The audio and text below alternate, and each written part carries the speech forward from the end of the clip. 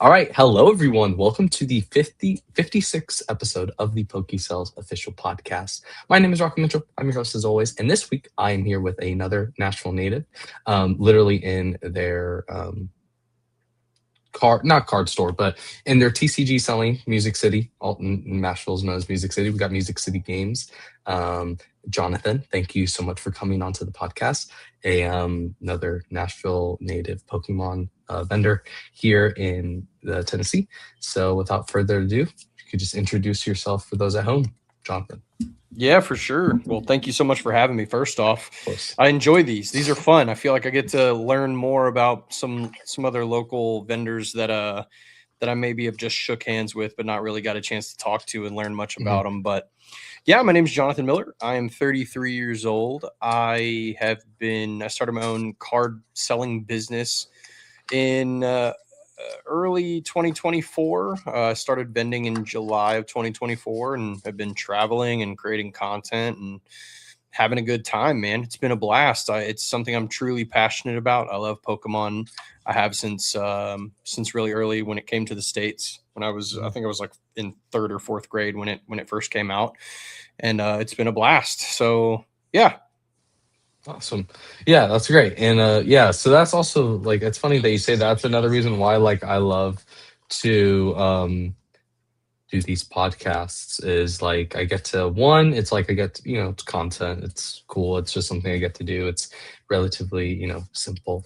And then two, I just love to like outreach. Like I've been able to meet so many different people and talk to so many different like types of people and have different perspectives and stuff like that and just get a really good yeah, just like another connection to people. And it's awesome. So again, thank you for coming on. I appreciate it. Also like very short notice. Most of these podcasts are very short notice, but yeah. So you said you've loved Pokemon ever since kind of came to the States. So my first question I just always like to ask everyone is why and when did you get into Pokemon cards?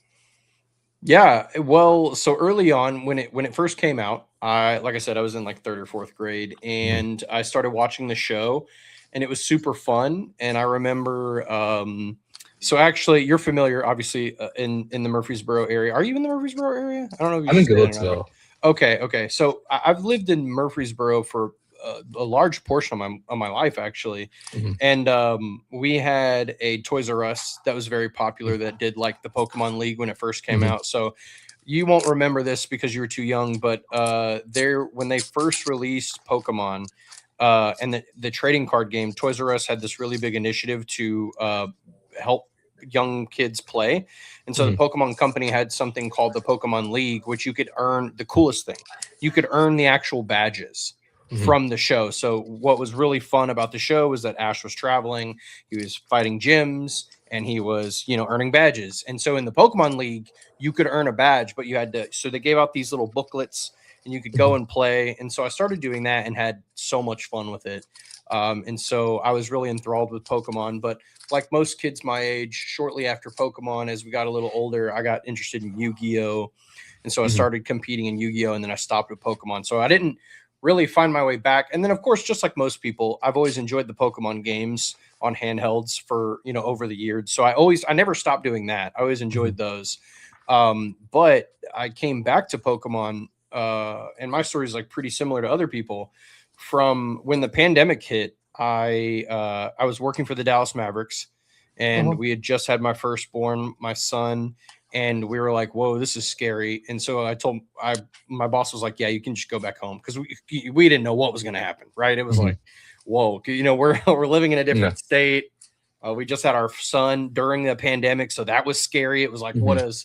what does COVID do to babies, right? It was like so Yeah. uncertainty. So we moved back home to Nashville or to Murfreesboro, and I was just like everybody else. I was on my phone constantly, and I saw Leonhardt, Mhm. a video on Facebook was just like, given to me, and I watched him do pack openings, and he opened up some base set packs, and it brought me right back. And I was like, Mhm. whoa, this is so much fun. And then during that time, like a lot of people, it got me back into the Pokemon card hobby, and I got super interested. And the funny thing is, at the time, my background is also in esports, so I play. You guys Mhm. see the jerseys on my wall right here. I played Yeah. Halo professionally, That's awesome. And then I did some broadcasting and stuff like that too. So I'm partnered on Twitch, and I had a partnered Twitch channel. And at the time I was like, yo, I was like well connected to people. And so I started doing box breaks before rip and chips were even really a thing. Like this was in 2020. So I was doing some Vivid Voltage had just came out. And so like I bought a box of it. Well, it was before Vivid Voltage. Like you could get evolutions at Walmart, like the ETBs of like XY evolutions was just at Walmart. So I would go and get like some ETBs from Walmart or whatever, and we would just sell them on Twitter and on Discord, and then I would rip them on my Twitch chat. And then just ship them to people. It was super fun. And so that kind of really got me interested in the hobby again. And ever since then, I kind of was kicking the tires on it a little bit. And then I forget what like brought me back to this specifically. It might have been a Bulbasaur video, to be honest, like around 2023 or so. And then I was like, yo, okay. And then I just kind of, went for it. Yeah, that's awesome. That's really cool. I didn't. That's really cool. Like just in general, like you said, I didn't.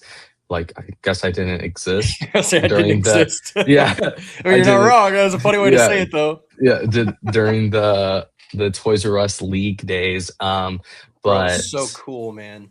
Yeah, I've heard many a time that they're like they were really cool. And wait, hold on that thought. I have something cool, and it's within arm length. So let me show you. Okay. So I have a PC. It's random stuff, but here's the first book. So this was the first like binder that they released. Okay. And so people out there watching this will be like, whoa, yo, like they'll recognize this. So this was actually my friend's. This wasn't mine. Oh, nice. I bought it from him because I got super nostalgia, and I have some just cool nostalgic pieces inside of here. Nothing crazy, but I'll show you. I did buy something a while back, and it is literally the Pokemon League book from Toys R Us. Oh, so this is the book for the Pokemon League, and how it worked is you had little objectives that you would complete. And so you would play against people and you would get little stamps and little stars. And then when you filled this up to a certain degree, you would earn a badge. And so, for example, you would get graded for attendance, being a good team member, winning a match, like all kinds of different things. And then that's how you would earn badges. So this didn't belong to me, but it is incredibly good shape. I actually saw it at a local card store here, and I was like, dude, I don't even care. I know it's not mine, but this is a tiny little piece of history, and it was a big part of the reason why I enjoyed Pokemon early on. And so, yeah, so that's direct example there of what I was referring to. That is the little Pokemon book that you got when you attended the league at Toys R Us. That's sick. That's really cool. I didn't Toys R Us so my kind of Pokemon story is that when I didn't grow up with Pokemon, like a lot of people. I got into it when we moved here from Nashville, from Miami. So I'm originally from Miami, moved back here into Nashville at 8 years old. And the cool thing that everyone was doing, I was also in 3rd grade, was Pokemon cards. So I begged my mom to buy me Pokemon cards, and I think she got them from Toys R Us. There was like a Toys R Us like 10 minutes from us, and it was closing around the time we were coming back. So that's kind of when Toys R Us's were phasing out, sadly. But yeah, so that's really cool. I kind of like, I guess in that way, kind of relate to what you're saying. But yeah, so ever since 8, I was collecting Pokemon. I didn't know what a game store was until I was in 5th grade. And when I was in 5th grade, that's when I went into a game store, and kind of like not like a Pokemon League. I would play a little bit. It was like not really, I wasn't good. But it was like that clicked in my head, and I was like, wow, I really love this. I really want to do this. See what this is like. I never seen that side of the business or that side of the game. And it was really cool. But that's really cool about your story. Also, that's awesome that you play professional Halo. I'm not a big like video game guy. I play Magic on the side a lot, and I do like D&D. Me too. And I do like, yeah. Oh, really? It's sick. Yeah, I played Magic after Yu-Gi-Oh. It was Magic, and I've been playing Magic since like, I don't know, 2011 or something. Like, no, sooner than that. Anyway, sorry. Go ahead. No, it's cool. But no, that's kind of like my type of stuff. Like, I like to play D&D, and I play a lot of Magic when I'm not like working, and then I like working on a lot too. But that's really cool. I have friends that like love Halo, so I'll have to tell them that I talked to an ex-pro Halo player when I get back to school tomorrow. But For sure. that's super sick. So you said that that's obviously like your origin story, I guess, of your Pokemon collecting.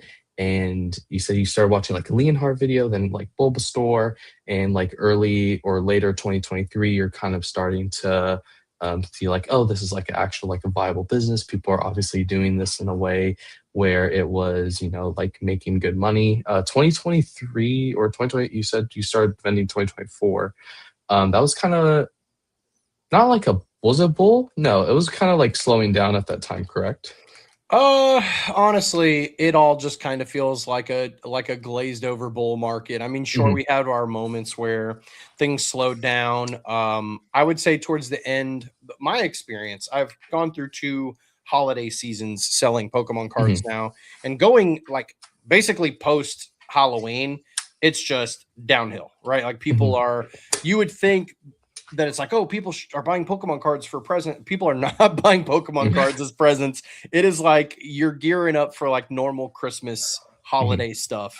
And so November, December are always super slow in my Yep. experience. So yeah, I mean, it's hard to say if that is more of a social norm because people are getting ready for holiday stuff, or if Hmm. it's Pokemon card related. I don't necessarily think it is. I think it's just more of like a social norm. People are Hmm. not spending thousands of dollars or hundreds of dollars on Pokemon cards because they're like, okay, I got to get gift for mom, dad, sister, whatever.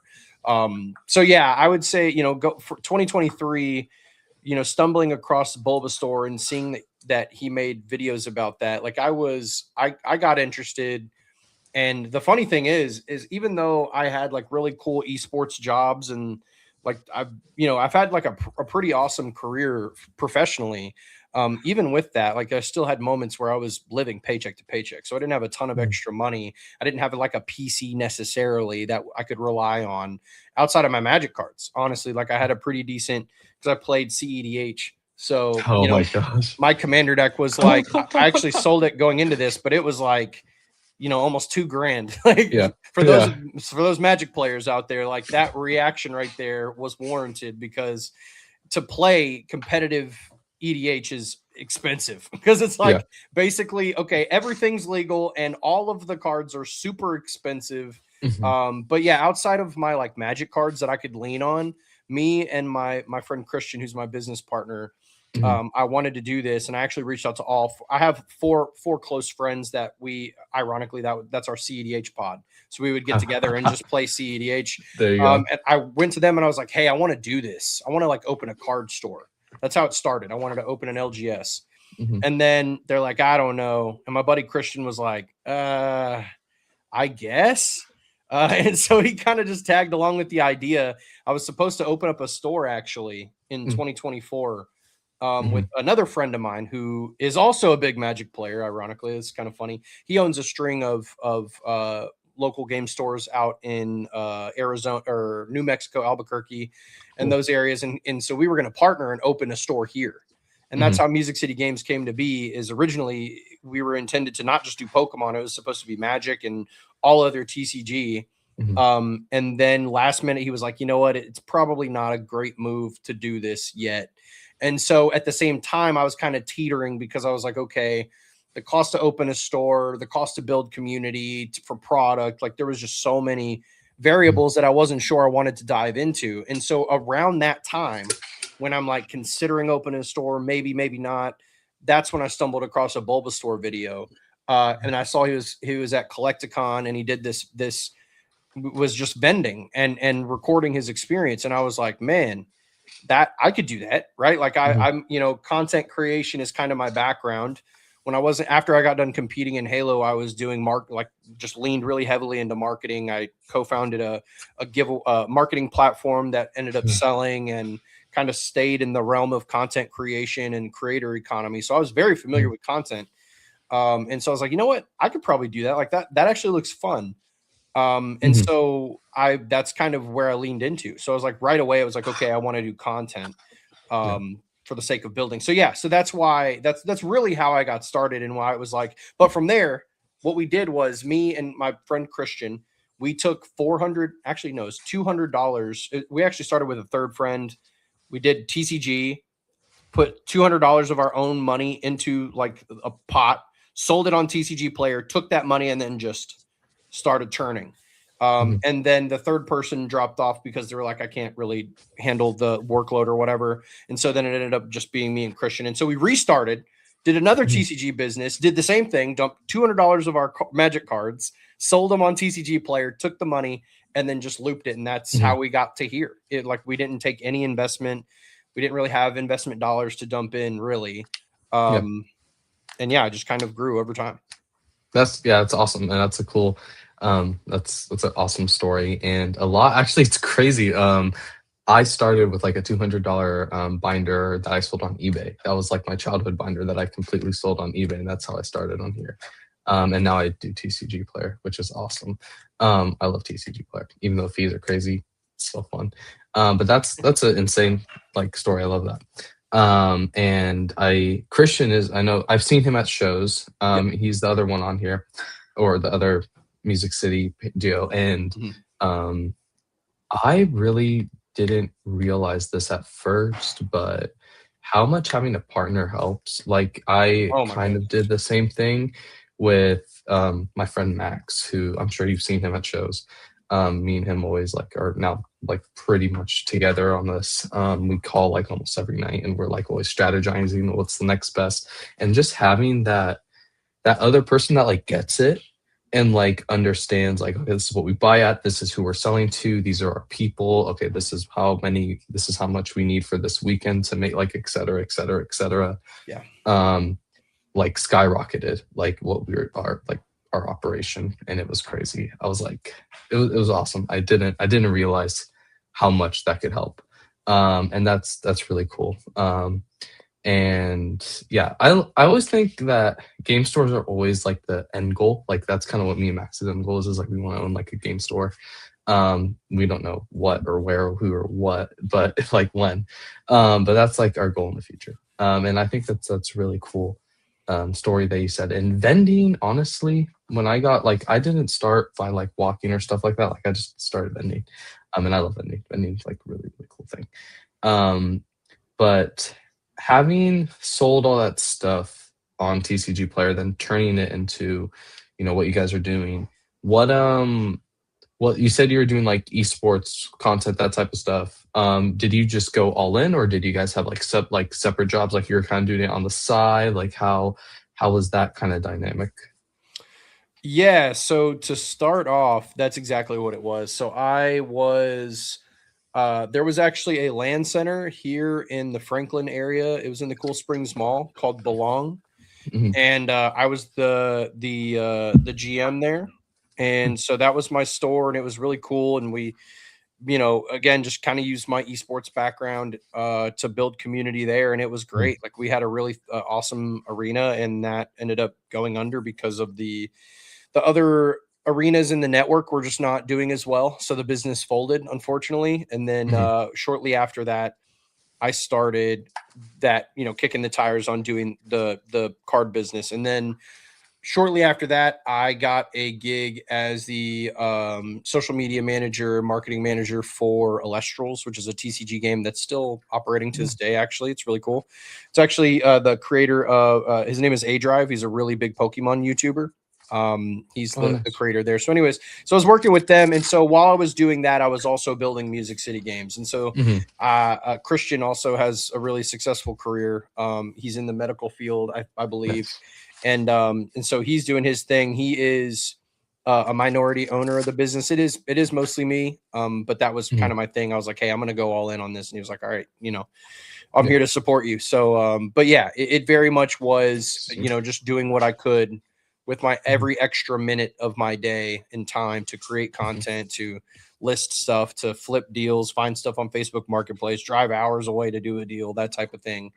And then eventually, about, I don't know, maybe 7 or 8 months into vending, I was like, all right, it's time to take that next step. And I told my wife, I was like, hey, I think I got to dive into this. I don't know what that looks like. I don't know how much I can pay myself. I don't know really what the, who knows? But, faith and diving in and hard work got us there. So yeah. Yeah, no, and that's awesome. And that's what I love about Pokemon, especially like doing a business and being a vendor. I feel like, and I've said this multiple times, like I think it's up to you how much you want to scale it, and I think that that is it's a perfect, I don't know how to say it, like a perfect testing ground, I guess, like to test your skill as like maybe like an entrepreneur or Yeah. flipper or whatever. Like I think it, because the platform is there, it's very easy to scale if you put your time, money, effort. You're looking, like you said, looking at Facebook deals, looking at Instagram, going to shows, buying, like making connections, all that type of stuff. Um, and you can obviously scale it to multiple, like, 7, 6 figure, whatever it might be. You can scale it as high as you want. Yeah. um, and I think that that's awesome. You said you started vending, so I know obviously Lighthouse, obviously, or not Lighthouse, but Nashville. Nashville, there's obviously like the Lighthouse show. We have nationals. There's other stuff. How did that your show kind of vending start? You said you were selling online. Like, was it you guys went to Lighthouse, which I think honestly Nashville has a pretty good local show schedule or a Oh local yeah. show area, or at least where we're located. It's very, very good. Or if you want to go to Huntsville, it's not that far away. Chattanooga, it's not that far away. Atlanta's a little farther, but if it's like a good show that it's going to be worth it, it's not that far away. Reasonable I, drive. Yeah. yes, it's a reasonable drive, exactly. How did that kind of look like for you guys going and now? Yeah, so thankfully I had a good friend of mine. His name is Dalton Smith. He does sports cards, and he was involved in sports cards for a couple of years before I got started. And Mhm, so he helped kind of guide me a little bit on the card show stuff and kind of getting me acclimated to what made sense from a vending perspective. So I kind of got a little bit of a crash course from him, which helped a ton. And mhm, I was able to get into the Lighthouse show because of him. And at the time when I started vending, it was competitive at Lighthouse, but it wasn't like overflowing necessarily. The Pokemon vendors in the room were starting to grow a little bit more and more. mhm. And yeah, so I started with Lighthouse, the very first show. I actually have the picture on my phone still. I had my nephew and Christian with me, and we just had one of the long white cases, which is just a bulletin board, display case Mhm. thing. And it was just a bunch of singles. I only had a couple. I had like two slabs. One of them was an Obelisk the Tormentor Yu-Gi-Oh card and a PSA 8 that I bought from my buddy Dalton, and then the other slab I can't remember. It was like a PSA 9, just whatever slab, right? Mhm. And so I was like, okay, I got to learn grading. I got to learn like this whole process. And it was just so fun. The one thing that I attribute a ton of success to on the vending side though, is, early on, my mom and my dad did a ton of like flea markets. And my Mhm. mom was very much like me in the way that she was super personable, had a really bubbly energy, and was just a Mhm. people's person through and through. And so I Mhm. think early on, doing all those flea markets with them, helping them set up, and it's basic. That's what vending is essentially. It's Mhm. a fancy flea market. Yeah. And so I kind of got, I learned and picked up things from her early on. And then so when I started vending, it felt like that. It felt Mhm. like the one thing, like I knew I was going to have success because I knew I loved interacting with people and I loved Mhm. selling to people. And I've been a salesman. I've had sales jobs and stuff like that too. So it's just my personality fit Mhm. what vending is. And to me, the best vendors are people who are people, right? Like they are very personable. When you walk up to them, they have a good energy. They're welcoming. And so I knew that like nobody had to tell me that. I knew that if my Mhm. energy was good and I was, had a good sense about me and was good with people and did right by people, if I mess something up or whatever, make it right, just the common sales practices. I knew if I Mhm. applied those, then I was going to have success. And early on, that's exactly what happened. We did videos, and like the first vendor POV video we did surprisingly well, and I wasn't really sure what to expect. I was like, this is a brand new channel. I'm not paying to advertise, like none of that. The social Mhm. platforms we have are not big. Ironically, the two biggest social platforms I personally have are my Twitter and my Twitch, and I'm not using either of Mhm. those for Music City Games. So Yeah. It's just kind of funny how that all worked out. But yeah, I mean, it turned out great, and I had a blast making the content. And I was like, Mhm. okay, this is the sauce. Like, this is where I need to go. And so from Lighthouse, obviously Collecticon was the goal. I was like, man, I got to get Mhm. into this show. And started doing some other local shows, driving to the Flip and Culture Collision and some other local or semi-local, like surrounding state of Tennessee type of things. And then, yeah, it just kind of grew from there. Yeah, that's awesome. I same, like I think, like I said before, Lighthouse is like such a really good launching point, or and like a really good local show, especially recently. It's been great. But that's, I agree with what you said. Like being personable is like really, really, really important, and being a people person. Like like everyone knows the vendor that's just there on their phone doing nothing, or and just like waiting for people to walk through. And it's like it's cool that you're there, but like you're Like, gonna bro, get you more. don't look like you want to be here, then I Yeah, don't want to be here. You know what I'm yeah, saying? Like, that yeah, is if there's any, like, if anybody's wondering if they have any, like, or do you have any tips about vending? It's like, yes, like, look like you want to be there. Look yeah. like you're having a good time, because that energy attracts people like a moth to Yes, a flame. And so many yes. vendors, I don't know if they just don't care, or if it's like, it's almost like there's an obligation. Like, you're sitting there like, okay, I'm here, buy from me. And it's like, bro, just like anything else, like shopping anywhere else, nobody has to buy your stuff. And where it starts is them feeling welcome and accompanied by, Mhm. you know what I'm saying? So Yes, yeah, exactly. 100%. And like being, yeah, you have to be like that. You have to be outgoing. You have to break, be extroverted in a way. And I actually spoke with this with Raven on the last podcast.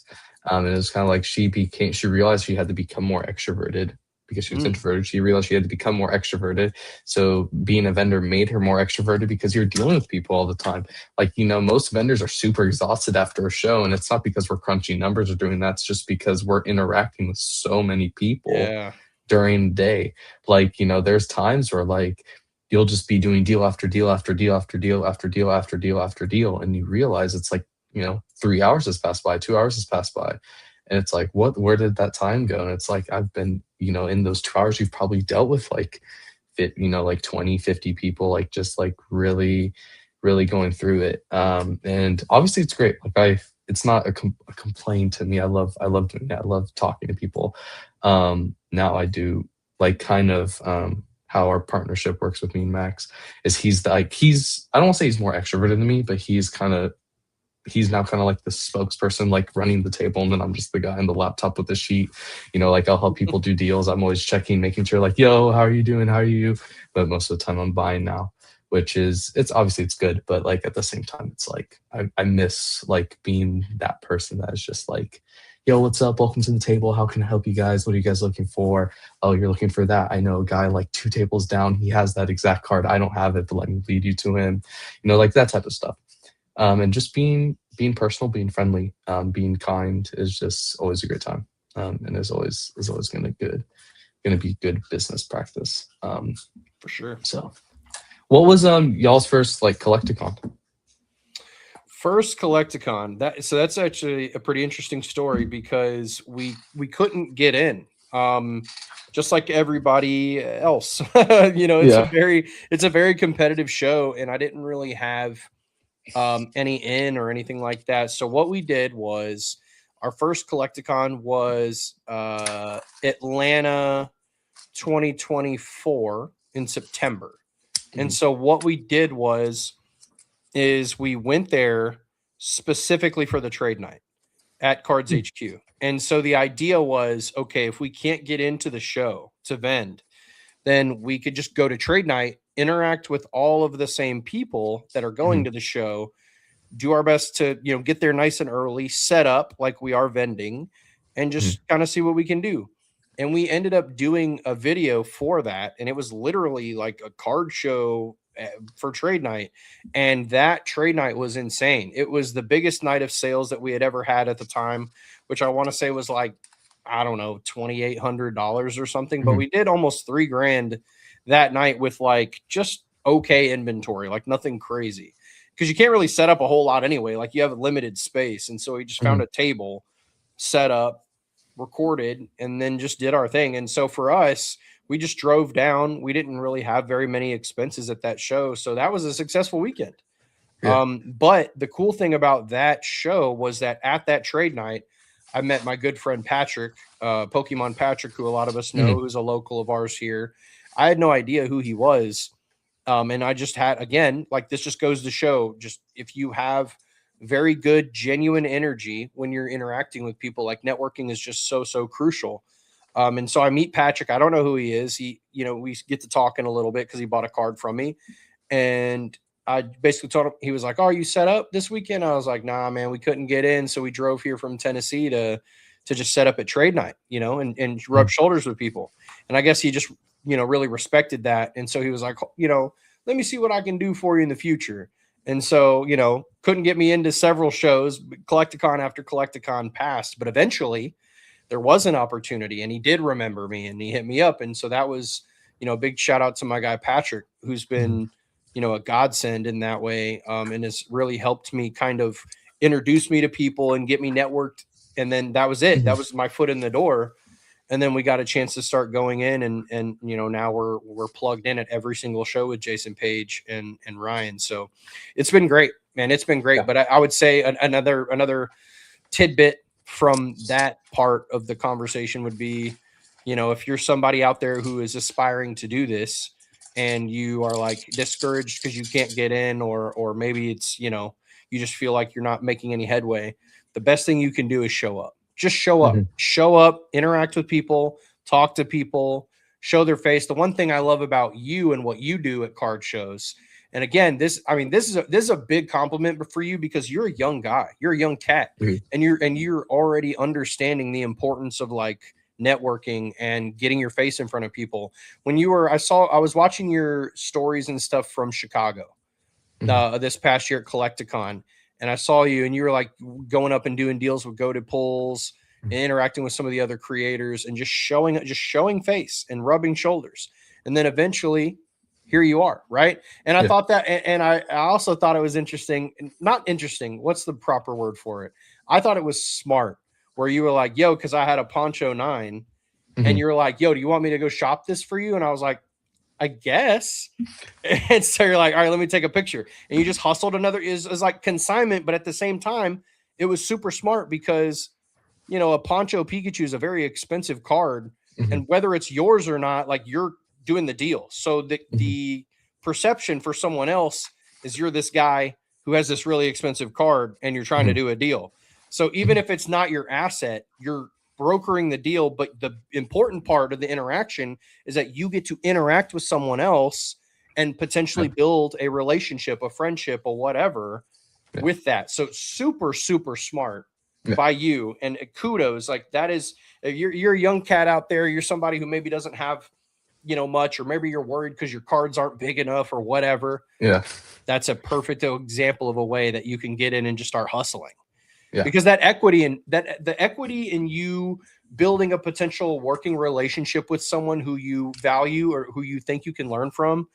I mean, that was a $0 way for you to do that. It's Mhm. super, super smart. And for me, like I'm at the show by myself, I'm working my own tables and I'm just kind of doing what I can is like, cool. Like if you want to, consign Mhm. my thing or whatever, or just like get my card in front of some other eyeballs that I can't see, that can't see it right now, then, what is it? Like you're somebody I trust. So it's like, cool, whatever.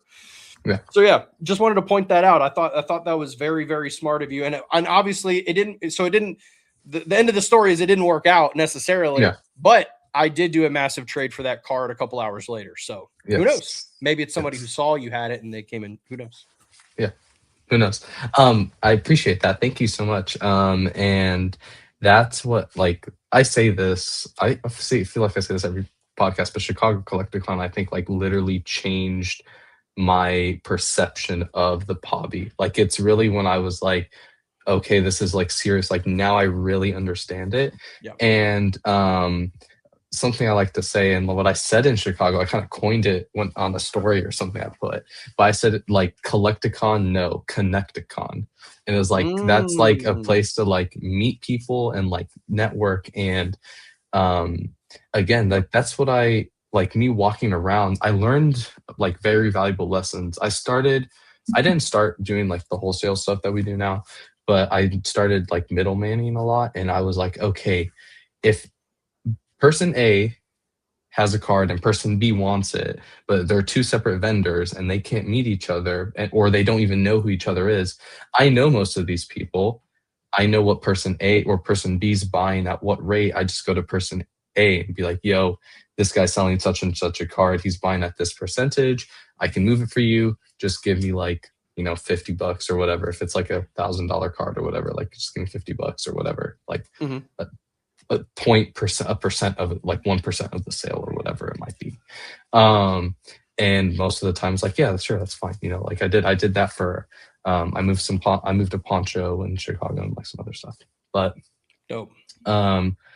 It's like I can help people make money. They're making money, I'm making money, and I'm literally just walking. It's literally like literally I'm going to the islands right here. I'm just going to islands. Exactly. Drop shipping. Yeah. Exactly. Yeah, and it's just like I get to meet people, build relationships, and all this type of stuff, and it's great. It's funny. So how we're setting up for Atlanta this weekend is I'm the one walking. I'm gonna probably do most of that stuff. Like I already have friends that have super high end cards. I'm like, yo, I know people that are buying, this amount, this range at this percentage, really reasonable percentages, and they're like, okay, cool. Like I'm sure I'll talk to you, like, and we'll work something out. But that's what I realized. And then also like branding in the way too, because I wouldn't have been able to do that if people didn't know who I was.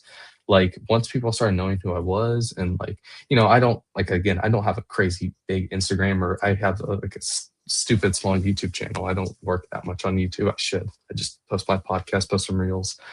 This year we're really focusing on vendor POVs, since now Max can do that and I can do this. But we're that's what I noticed a lot, and like really, really changed my perspective on the whole game. And it was like, yeah, I can help you. You help me. We're having a good time. We're making a connection. Refer me. You can refer me to other people who need stuff moved. Yeah. Makes sense. Yeah. Chicago is fantastic. Like a Pokemon concierge. Yeah. And that also like kind of brokered, like what I realized too was in that way is like, I don't want to say like a hedge fund, but I was like, just like it's an alternative form of finance, and I'm just like brokering a deal. Like that's kind of like all this type of stuff. 100%. Like at the end of the day, business is what you're selling to who you're buying, and sometimes that pathway needs some help, and so people step in. Yeah, I mean, it's super smart, especially for someone who, like, again, like could not understate the importance of networking and meeting people. And when you're in this type of business, right? And it's not just Pokemon, like selling Pokemon cards. This would be if we were selling sneakers, or if you are, even if you're a storefront, like networking and knowing the other stores and businesses in your city and area is just as important, right? Because at the end of the day, like you said earlier, like you might have a card, or somebody else might have a card that a customer comes to you and asks for first. And then if you have a good relationship, or, like I can't tell you how many times at the little trade day thing that I hosted where someone walked up to me and was like, hey, do you have One Piece? And I was like, I don't, but there's two guys right over there that you should go see that do have it. Right. And so, yeah, I mean, it's served me well in every aspect of business I've ever been in, and even more so now on the Pokemon card selling business side. For sure. And it's cool. It's like really, really cool. And like the more Gonzo, I don't know if you know who Gonzo is, but he's a Pokemon YouTuber. And is that the editor for Deep Pocket Monster, or one of his or one of the camera? Yeah, it's one of his buddies. One of his buddies. He said like one thing on the podcast, like, I know it's a cliche, but your network is your net worth.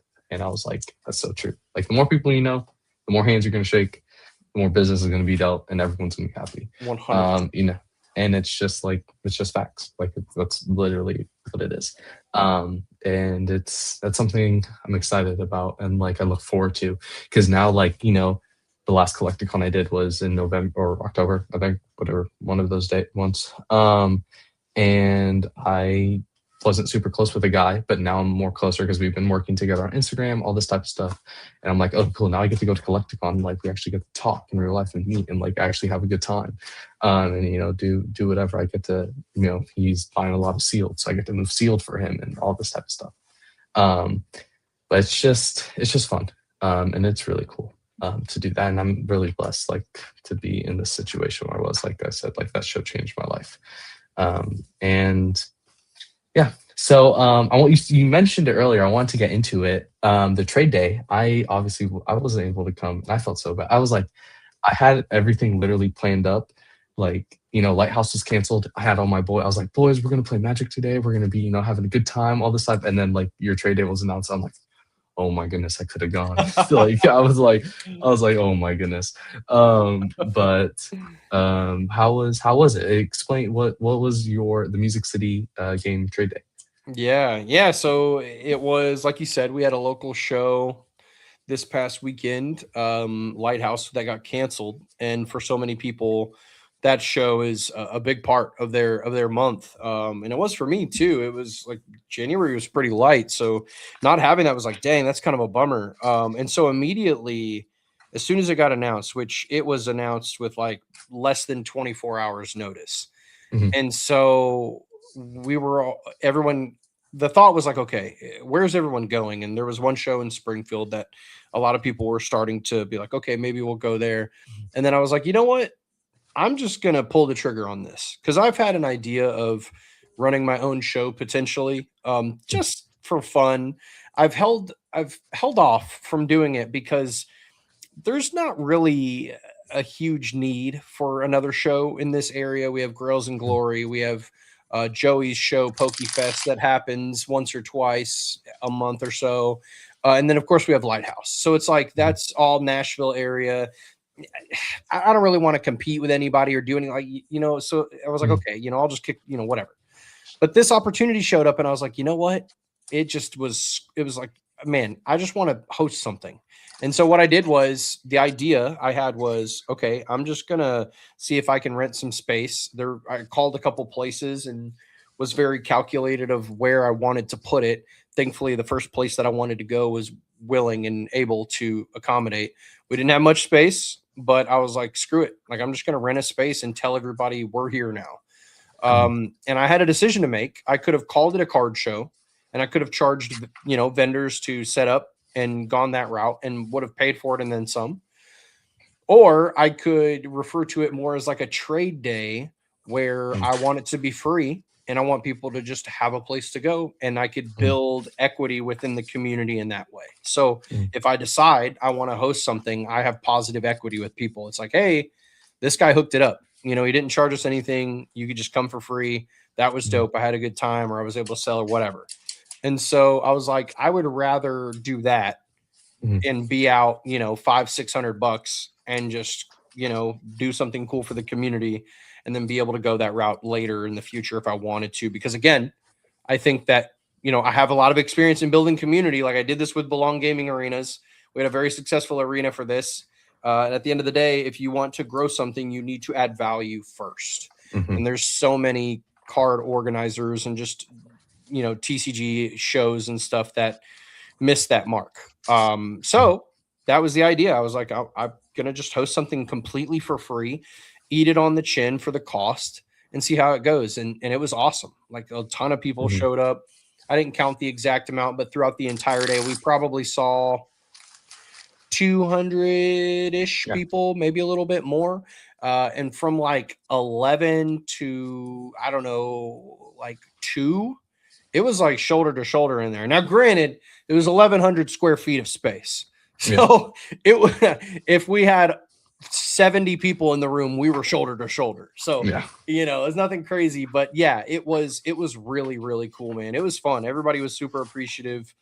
You know, did okay, you know, nothing crazy. I basically told everybody also going in, I was like, hey guys, the one thing I want to do here is I want to make sure that we get as many people in here as possible. So I basically said to everyone, try to set up it in like a 3 to 4 foot space. And we're just Mhm. all going to cram as many of us in here as we possibly can, because I wasn't charging anybody. Like, people were showing up, like I was getting crazy, like a crazy amount of messages because people were just showing up and being like, yo, when can we set up? And it's like, bro, like, I can't, this isn't a card show. Like, I can't let you in. There's not like early setup.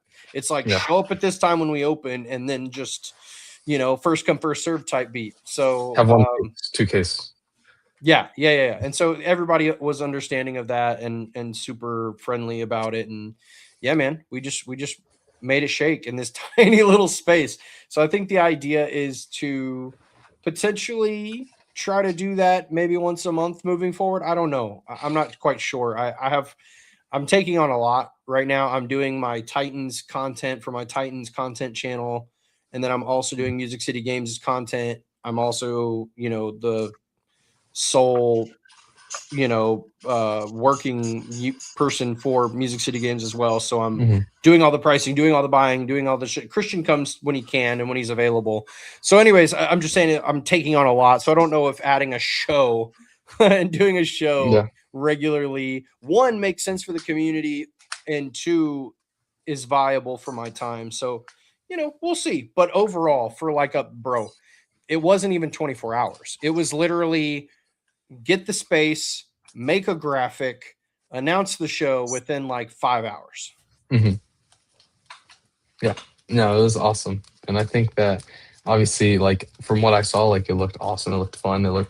You're crushing it. I know some people that vended, I guess, there, or had set up. I don't know what the proper term is. I messed everybody's thought, like, the whole thing up by calling it a trade day. Because they were like, are you at the show? Like, are you setting, like, people again were like, yo, people like, I think Joe tossed me $20. Somebody else tossed me like $10 or $20 or something randomly. Because they were like, we feel like we need to give you money. And I was like, bro, it's fine. So yeah, it was kind of a weird setup. But the idea again was for it to just be like a free community day. And I even had sports guys. It was cool. I had a couple sports vendors came in set up, which was really fun too. So yeah, it was a good time, man. We're in this tiny little space. It felt very homegrown and super personable. It was just a fun little space. There was like a family that showed up at like 3:45, 4 o'clock when the show was like super dead. Because they were like, oh, we couldn't make it earlier. So yeah, it was just, man, it was fun. It was super fun. I definitely got a taste for hosting. That was pretty fun. It was a pretty good time. Yeah, hosting shows are awesome. I enjoyed it when I was with Grail, so it was really good. It was, they're fun to do, and also like building that community aspect is really cool. But yeah, I hope that you guys, when you have time, you continue to do that, and that it was cool. So bringing like kind of, I guess, something I like to ask a lot of people. Okay, well, first off, what's your favorite Pokemon? My favorite Pokemon has always been Charizard, and I always feel so gross answering the question because I wish the answer was cooler. Because everybody likes Charizard, but legitimately, it's I mean, I grew up with Pokemon. Charizard was like a big fire dragon. He was the coolest one. So, shamelessly in some ways, only because it's looked at as such. It's like, who's your favorite basketball player of all time? Michael Jordan. You know what I'm saying? It's like, bro, who else am I supposed to say? You know? So yeah, it's definitely him. But I will say, I think I have a new favorite. And I just realized this the other day. It's so funny that there is a music note Pokemon. Yeah. Chatot. I had no idea. I was like, bro, this literally is my mascot for my brand. It makes so much sense. So shout out to Chatot. I think I'm going to start a Chatot master set. Not a master set, but I'm going to collect the illustration rare from, I think, Temporal Forces or whatever it came in. I think I'm just going to do a big binder of only that card. So I found my new Pokemon to collect. So I'm excited. Shout out Chatot. Part of the Music City Games team. Yes. One of here, let me share my screen. One of my favorite Pokemon artists is Higanosuke, I think, or Higanosuke. That's a dope art. This is one of his Chatots. I love it. Let's go. Cool. Yeah. But not Charizard's dope. I love Charizard. I like it a lot. I'm like one of Can't those go wrong. people. I don't have like I don't want to say I have a favorite Pokemon. I like I like Wooper and I like Slowpoke. Those are That's just fun. Pokemon I've always messed with. And then like one of my I guess like hype whatever like those types of Pokemon. I really like Rayquaza. I really love like started to like Yes. Rayquaza. I don't know why. There's I'm a just dragon like, type guy, so yeah, Rayquaza is up there for me too. yeah. I don't know why. It's just cool. So dope. It's just, It's dope. yeah. Legendary Yeah. dragon, bro. So that's and also I started playing Emerald. I don't do I have it here?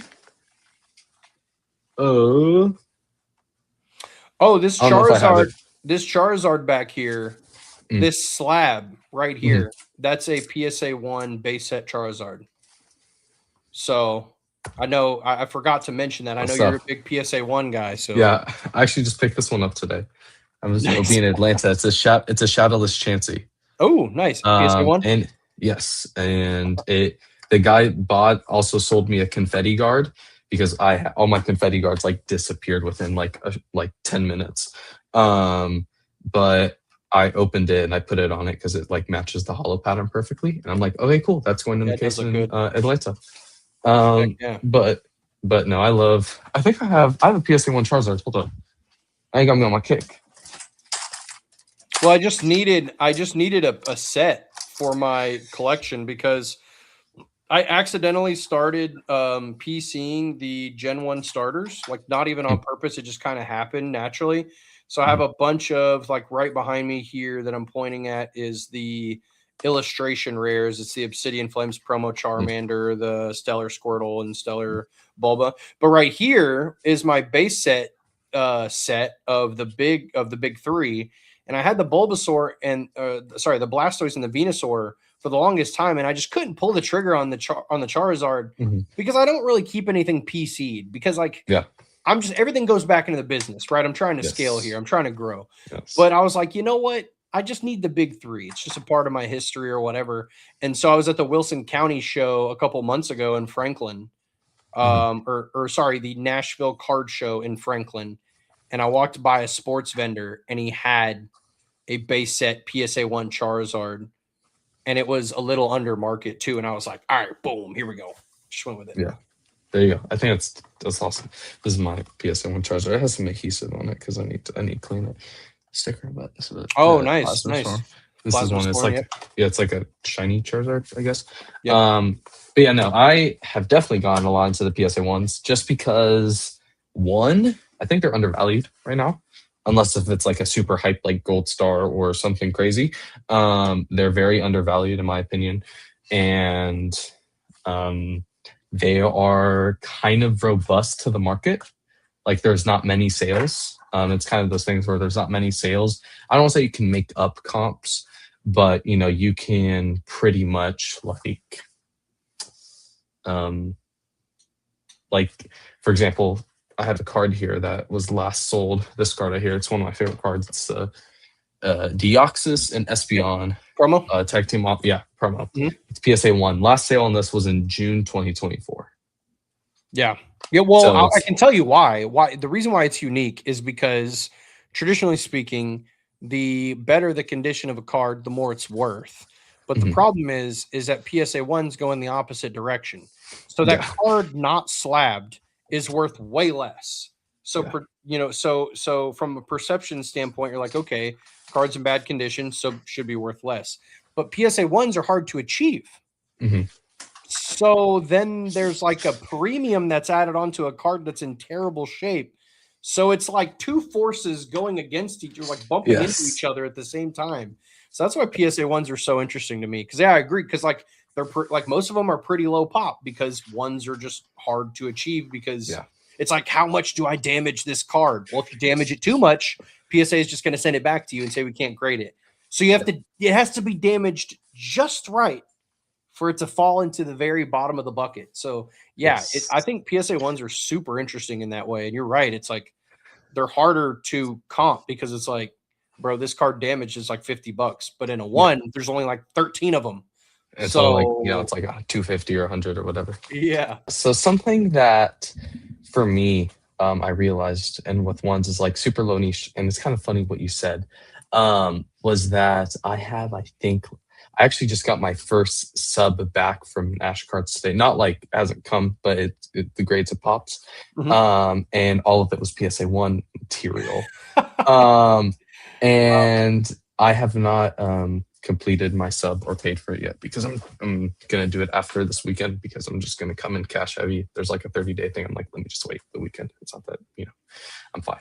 Um, but I have like 40 cards out for grading that are supposed to one. So hopefully let's see what the one rate is. And for me, it's like, yes, you could damage the card. I try not to do that too much.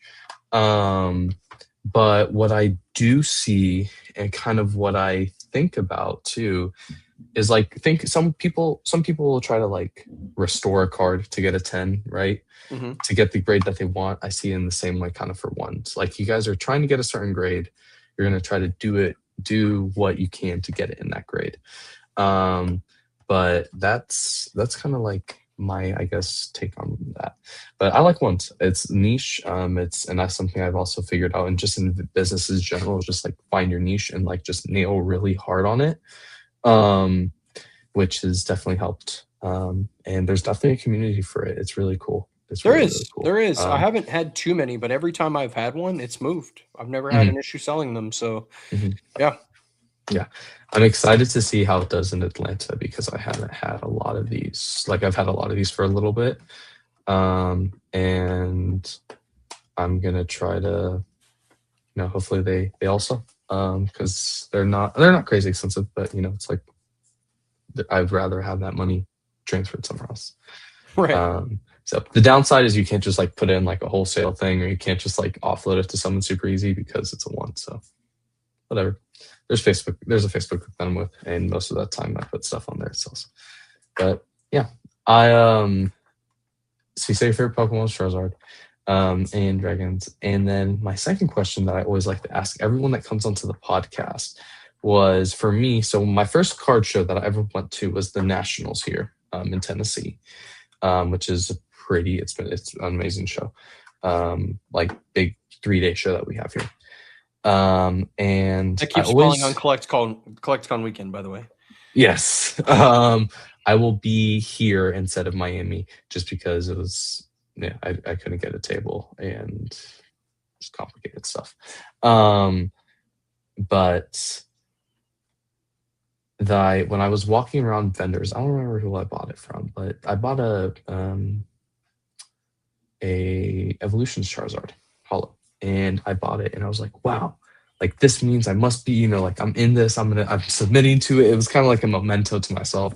And I always like to ask people like, what was your first Charizard? And what I mean by that is obviously it could be like your literal first Charizard or whatever.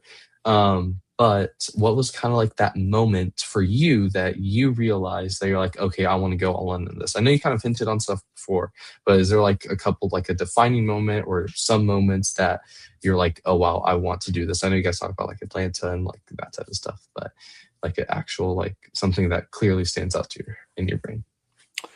Yeah. As far as like a specific card goes, I think I know exactly what you're trying to say is like, what did you get into where it was like, oh man, this is getting real. Mhm, And that was probably the first poncho that I purchased, which was a really big deal because, like you and like many other vendors, I started with a couple $100, man. And like mhm.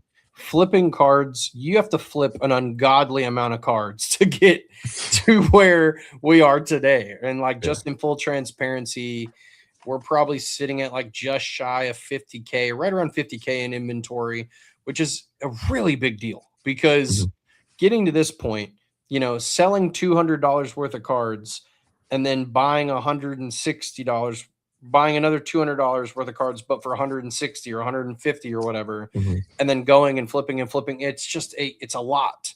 And so it takes a long time to be able to have the buying power that many people in this space have, and having opportunities like that takes a long time. It's a long buildup. So getting to where I can drop, $2,700 on a single card was both scary and mhm, also really cool because it was like, okay, now I'm playing with the big boys now. You know what I'm saying? Like, Mhm. so, it's one thing to grade a $300 card and now it's $1,000. Like, that's really cool. That's Mhm. awesome. And it's if it works out, awesome. But it's a whole nother thing to buy a $3,200 card for $2,700 and then being like, okay, because even if you have that margin built into it, bro, you still got to find somebody to buy it, and you Mhm. got to hope that they pay more than what you spent. And Yeah. so it's easier said than done. But yeah, I would say the first poncho that we bought was or really mostly traded for, honestly. And the funny thing is it was a CGC 10. And so many people, and that was right around the time CGC was getting in trouble. Like Oh my goodness. Yeah. today, a CGC 10 poncho, it'll move, because people have that, faith. But this was like the summer, over the summer last year, and Mhm. like CGC had just gotten in trouble with, like, authenticating something they shouldn't have, and then it was like, oh, CGC's screwed everybody, and so people were not buying CGC stuff, and so I think I got a really favorable trade on it for that reason, because it looked like CGC was going downhill. But sure enough, Mhm. like they're fine, and just like any other small thing like that, companies that are big enough and smart enough will come on the other side of that, and they did. And so I ended up, but that was a $4,000 card. Mhm. So thankfully I traded it. The very first Collecticon we vended was also Atlanta the following year, early 2025 last year. Mhm. And I found a guy who was like, man, I really want to get into a poncho. And so I just took on like a bunch of slabs and modern singles and stuff and did a really big trade. And that moment was probably a moment where I was like, okay, like if we can continue to grind and build our equity and build our capital to Mhm. where I knew that if we could cut the corner to where we had a moment where we, had close to 10 G's or something like that, if I was liquid enough to where a big purchase could come and I could make an offer and Mhm. have the opportunity to make it happen, then I knew if we got to that point, then we would be good. But getting Yeah. to that point when you're starting with a couple $100 in inventory it takes a ton of time. And that's what people ask me. I get that question all the time. Like, what is your advice for someone starting this? What do you need? It's like, you need either money or you need time. Mhm. It's one of the two. And if you have both, then great. But you have to have one of those two. And most of the time, when you have no money, you better make some time, and you better be ready for that long journey of time to build Mhm. over it. And then if you got money, then great. Like, if I started this with 30 G's, man, who knows where I'd be Jackson Monet right now, or whatever his last name is. I'd be Jackson, bro. I'd be chilling. But yeah, Uh, so yeah, it's just the capital side of things. It matters. It does. It truly does matter. yeah. Oh, Jackson. But you can He's also take 30 we love G's him. and do bad things too, and make Yeah, dumb and blow it. decisions. So, Yeah. it's I'm not like, no slight to Jackson. If anything, Jackson is, again, Jackson Pistols. another young cat who's so impressive. Like Yeah. at 17, 18 years old, and at 23, 24 years old, I was not that sharp. So you guys are doing a fantastic job. Thanks. Nah, Jackson's chill. Except he switched up on all the day ones, so which is Not me. sad. But Not me. but he's cool. I love him. I owe a lot to him too. He was the guy that taught me what a percentage was, because Oh yeah. beforehand I was just buying a card for $30 under market, trying to flip it for $30 above market or whatever. And he was like, here, so you should be buying at percentages. Here's what this is. Here's what that is. I was like, bet. And he I owe a lot to him. And he's amazing. Where he's gone is awesome. But no, that's really cool. And that's like the risk. I agree with that 100%, because not that like we're at that level now, but like it's kind of like, it's like that, what do I call it? Um, Not model, not allegory. What is it called? Like comparison, or like, anyway. But it's like they talk about in business, where it's like no one sees it, like it's like an ice cube, right? Like no one sees it start to melt, or no one starts to see it melt until it hits above 32 degrees, right? So Mhm. like it's just climbing slow and slow and slow, but then it finally clicks and it starts like snowballing and exploding. And January last month, I think, is really when that happened for like me and Max, where it was like all the work that we had started putting into it. Like, he'd been doing it for like 6 months, I'd been doing it for about a year. And it finally clicked. And we were like, oh, this is how we're supposed to do it. And it just started like rolling. And like we were like, okay, this is how the ball's going to go. This is how we're going to do it. And I'm forever grateful for that. But it's definitely interesting to see how like you can start from nothing, you can start from a lot. I know people have done both, and it's cool. It's really up to you, up to every person. Some people just like to do it on the side. There's people like you and me who want to make this like an actual business, and it's just great. So what how did you guys, I know this is kind of going back to what we talked about before, and obviously I know it kind of hones on the whole thing with connections. How did you guys meet Jason Page, or like get in that hookup? Because I know that's like obviously like a really big name within the Pokemon space. If you're allowed to say that. If you're not, then I understand. No, yeah, I can share that. So essentially, going back to Patrick got me. He knew that, basically I was looking for any opportunity I could. Like he hooked it up big time in Kansas City when flipping cardboard. He couldn't show up, which I believe his name is Dawson. He couldn't show up for Saturday, but they were coming in Sunday. So basically his tables were available on Saturday. And so last minute, Patrick was like, yo, I can get you in Bulbasaur's Island if you want to show up. And I was like, I'm gonna be there. And so I got connected with flipping cardboard, and basically was able to take over his 2 tables on Saturday. And then Sunday he was like, I'm gonna be there Sunday though, so I'll need my tables. So essentially I got to step in Saturday, which is the better day anyway. And so that was good enough for me and Christian. We were like, and we got to set up right next to Bulbasaur. Like Dylan was right here, like our island neighbor. And That's crazy. And yeah, that was an incredible opportunity. And Sunday, it was like, screw Sunday. Who even cares? We'll walk around and just have a good time, Yeah. And I was told Kansas City was the worst show the previous year. Multiple people were like, Kansas City's not a good show. I was like, oh, okay. Didn't matter, right? It was like, again, opportunity. We went and we had an incredible show. And not only was Saturday great, I did this massive trade that was just chef's kiss. It was incredible. This guy came in, he was a middle school teacher, and he had a binder the size, he had one of those mega binders with like 6 rows across or whatever. And he came in and he was like, hey, I had a Shining Fates, or a Hidden Fates shiny Charizard PSA 10. And at the time those were like $1,500. And I had graded that. I had traded for that card and graded it. It dimed. And so I got to trade. This guy brought me his binder, and it was just the juiciest binder of all time. It was probably $250,000 of cards in this. I'm not exaggerating.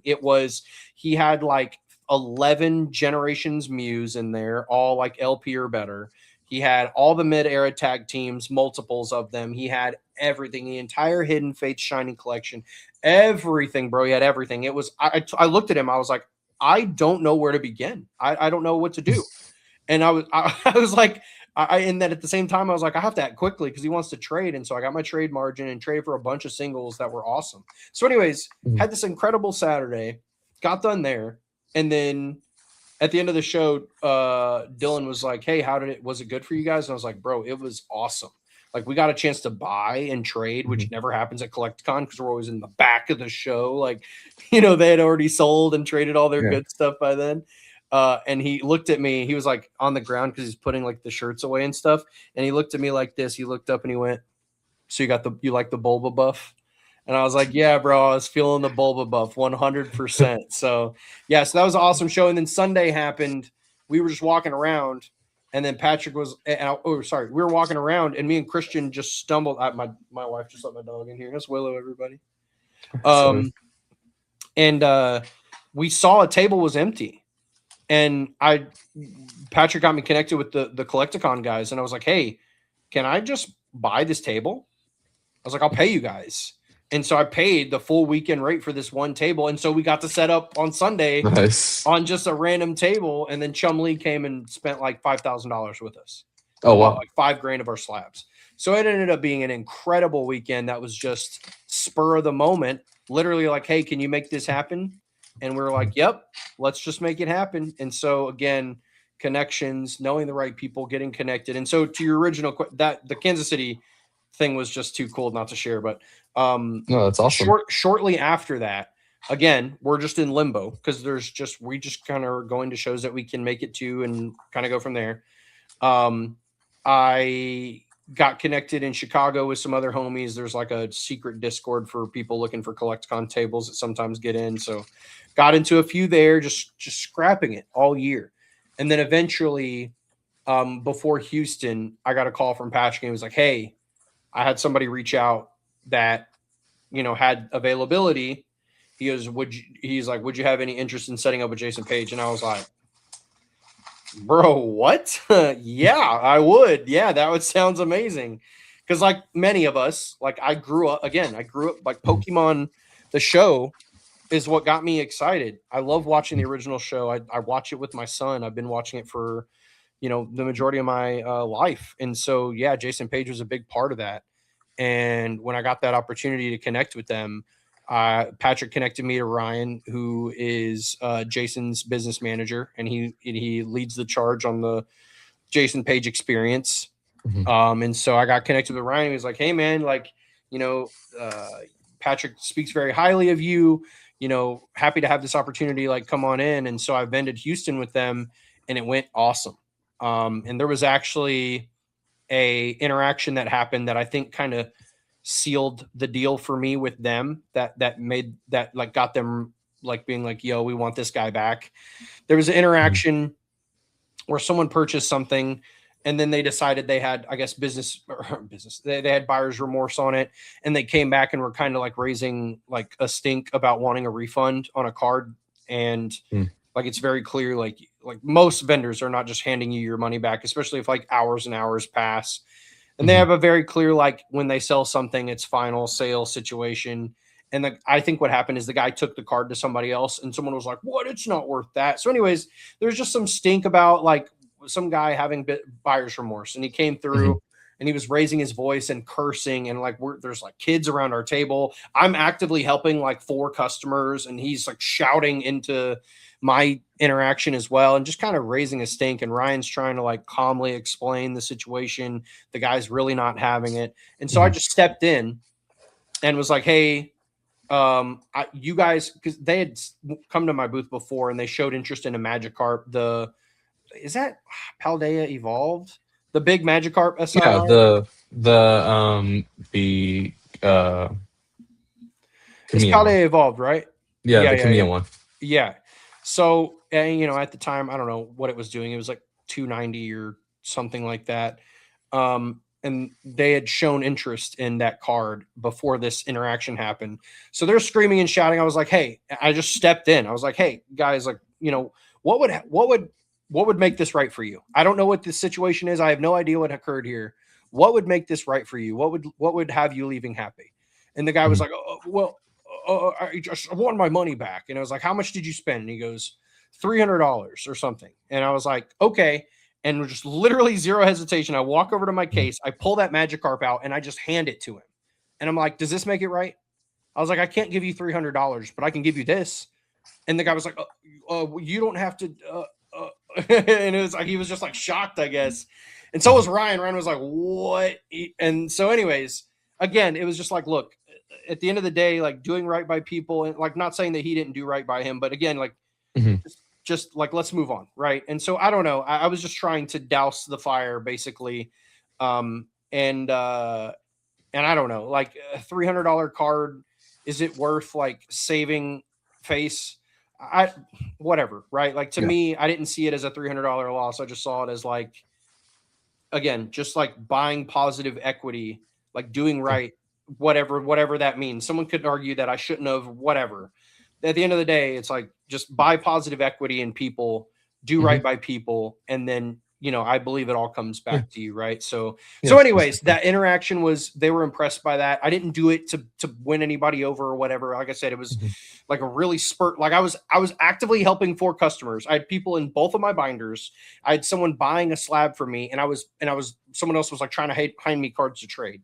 And then all that was Mm. happening, bleeding over. So it was just like act Yeah. fast, handle the situation type of deal.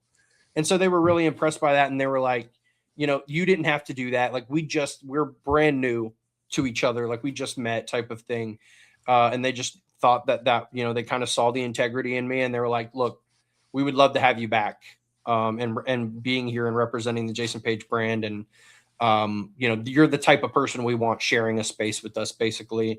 And it was likewise. Like, I don't understand, honestly, I genuinely don't understand the Jason Page hate. I don't get it. I think people see him and the thought is like, oh, this is cringy.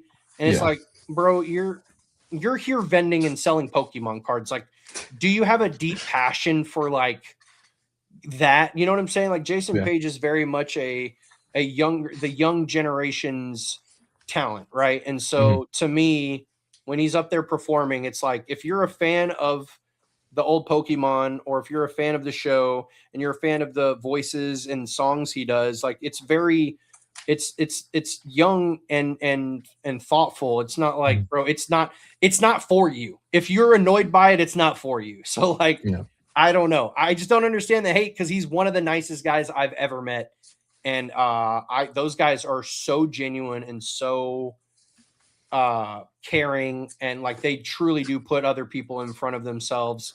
And if Jason Page is signing a card and selling it to people who are interested, people are buying it. If Mhm. people are fans of this man. So if he's signing a card, assigning a greater value because it's authenticated by PSA, and they're paying, you know, I don't know, whatever, $1,000 for a card that would, without a Jason Page signature, be like 700 in value, let's just say. Dude, Mhm. who cares if someone's paying that? You don't have to. So I Yeah. just don't understand. Like, I guess people see it as like he's like taking advantage of people or something like that. It's like, bro, if people were not buying his autographs, then he can't force someone to buy it. People are buying it because they're fans Yeah. of him, because they love the show and it was important to them. It was a deep part of their childhood, and now they Huh. feel like they get to take that with them. Like, I don't know. I just don't get it. I genuinely don't understand the hate for him. And what's funny is everyone that I've ever spoken to that had something hateful to say about him, when if they've got a chance to rub shoulders with him or cross paths, they switch up real fast and they're like, "Oh, Mhm. Jason, hi, how's it going?" And again, he's the nicest guy, so you're just like, "Oh, thank," and then you leave and you're like, "Oh, that guy was so nice." Yeah. So yeah, I mean, it's been good. It's been good. It's been a really good cohesive relationship. Um, you know, like I'm Music City Games. Jason Page is a music guy, so it Mhm. really just fits so well. And I enjoy those like little concerts. I have a good time, man. I'm Yeah. vibing when I'm over there. Yeah. That's awesome. And just getting that connection and like who you know, what you know. And yeah, I know what it's like. I mean, my dad's a is still a professional musician. He is retired. Well, not retired, but he's not toured in a while. But I get that. He Like it's tours. that That's cool. yeah, so he was part of a alternative rock band called Mute Math back in the day. Yeah, Yeah. So we've cool. toured with people. Yeah. Um, but it was that's awesome. And I'm happy for y'all. Like that's great. And it's like just connections and now you have those people as part of your group. Um, it's awesome. And yeah, that's great. I don't know. I don't know how much to say. You summed that up very nicely and very well. I Yeah, I'm a was yapper, bro. I'll just keep going. You got to no, stop me. it's good. Hey, that's why we have a podcast, right? That's what it's a yap session. I love it. Hey, I know you have Uh, questions, but there's actually a topic that I think would be super interesting to bring up with yeah, you because you're yeah. also a vendor. I've been considering making a video on this. A part of me is leaning towards maybe not doing it, only because a lot of the times as a vendor, when I'm creating content that is like topic worthy or like topical, like, hey, here's this thing that's happening. Mhm. What's your guys' opinion? The average person, because most vendors are just looked at in a negative light, like we're automatic scamming or like whatever, right? You're paying 70% for Yeah. my card. That's a ripoff type of vibe, you know? So a lot of the times I try to avoid this type of thing, but this is a really interesting topic that one is relevant to kind of some things that I've interacted with over the past month or so, but I think it's just something that we're seeing a lot of, and that is content in our space related to like vendor POVs, Mhm. clips. A lot of what we see right now is like really rage baity content. Mhm. And it is like, for example, if I create a video and I sell a card that is a cool card, nothing crazy, right? Let's say it's like a Charizard V alt art from Brilliant Stars, right? Like a Mhm. $270 card raw or whatever. Let's say I sold that card to some kid and it was a fun little interaction and we had fun little banter and I gave him a good deal and he bought it and that was the end of the clip. You have Mhm. that clip, which is clip A, or you have clip B, which is, let's say somebody walks up and they have an interaction with the vendor and they're like kind of rude and they say something and the vendor's like, whoa, I'm offended, you shouldn't have said that, or like there's just like some weird interaction that Mhm. occurs that is painting someone in a certain light or whatever, right? The reality is that all of us as people who scroll our phones are far more likely to comment and have something to say or take a side or be outraged in clip B, right? Versus Mhm. clip A. There's nothing to really comment on in clip A. And so what I've noticed is that clip A is the type of content I make because at the Mhm. end of the day, I'm just documenting my experience. I'm Mhm. not a director. I'm not going, okay, I'm going to set this interaction up this way because it would be cooler and it would get more views. Yeah, So, like, like clip let's do it farming. this way. Clip farming, right? Exactly. I'm not doing that. I'm just documenting my experience and sharing it. Hopefully, most of the time, or at least half of the time, I get an interaction that's at least funny Mhm. or whatever, right? Or fun or whatever. But most people are purposely creating clip farm rage baity content because that's what people want to see. Like that's what's driving the views. Yeah. And I know it's not just our industry, but I've noticed it a lot. Like there's a Mhm. lot of content that is that way now. And it's just kind of it's kind of annoying, man. It's kind of Mhm. predatory. Like there's good people and fair people getting absolutely shamed on the internet in really strange ways because of a certain way that a situation was painted. Mhm. And whether that's a random person who's just selling their cards, or whether that is another vendor, or whether that's like a young kid who's like a vendor's kid who's trying to Mhm. do a trade up challenge or something, whatever the situation is, it's just like you're seeing that content happen a lot more often. And I feel like it's kind of damaging for people who are just trying to make Mhm. regular content, right? And Yeah. so I'm curious what your thoughts are on I that style of content, and if you've noticed that as well. Yeah, so I have noticed that actually, and it's funny. Um, and by the way, I'm pretty much done with all like my podcast questions. So that's why whatever you want to say, speak your mind, and Cool. talk about it here is fine. I'm fine with whatever. I'll go in whatever direction. Um, I've noticed that actually. And I actually sent a reel to Max. I forgot what it was about. I can pull it up on my phone, but it was a vendor that kind of did. Oh, he did like some. Hold up. Let me find the exact interaction because I don't want to. I want to get this right. Um. Okay, cool. Um. What did I send him? It was like something that a vendor had sent. It was like a nice reel. He helped a family out with something, right? And Max texted me. He's like, "Yo, isn't that guy mostly rude on his reels?" And I was like, "Yeah, he kind of he is." And it I think it's an effect of one, like clip farming. People are trying to build their brand, build whatever they want to build. And I mean, you see this everywhere, like outside of Pokemon, like you said, like people Yeah. just want views, they want followers, they want interactions, all that type of stuff. And because of that, they have to make content. They feel like they have to make content that is either on the edge or rage baity or, you know, whatever it might be, right? To just grab attention fast because human attention's slow. Um, And I also think that it's a combination of that, people like really wanting to get, brand recognition or etc. And also, um, I don't want to say like the scalper effect, but I feel like a big light has been cast upon, like you said, like Pokemon vendors in a way, where everyone just thinks that you're just buying everything. You don't care about the hobby. When there's genuine people like me and you who actually care about this, we just also use it to support our, not support ourselves, but yeah, support ourselves. And like that's the means of making money, making a living. Um, and I think sometimes people get bitter about that. So it's bitterness on both sides. It's bitterness to the vendor trying to get clips, trying to get rage bait material, trying to get all this type of stuff. And then it's rage, and then it's bitterness on the buyer side because they're frustrated. They can't buy stuff at the store. They're frustrated. All the prices are inflated. They're mad about all this stuff. Um, which I think on that end, we're kind of leaving because people have been coming back to card shows. Prices have gone more reasonable. They're still high, but they're a little more reasonable now. Shows have been starting to fill up a lot more with people buying. And not everyone's trying to be a vendor. Not everyone's trying to do it. But I think that all that has a part to play into it, if that makes sense. Yeah. And like, I mean, yeah, like I feel that too. Like, I do my daily reels, I do all that type of stuff, and it doesn't get crazy views, but it's honest material, and very much like what you're doing. I'm just documenting the journey. I have a goal.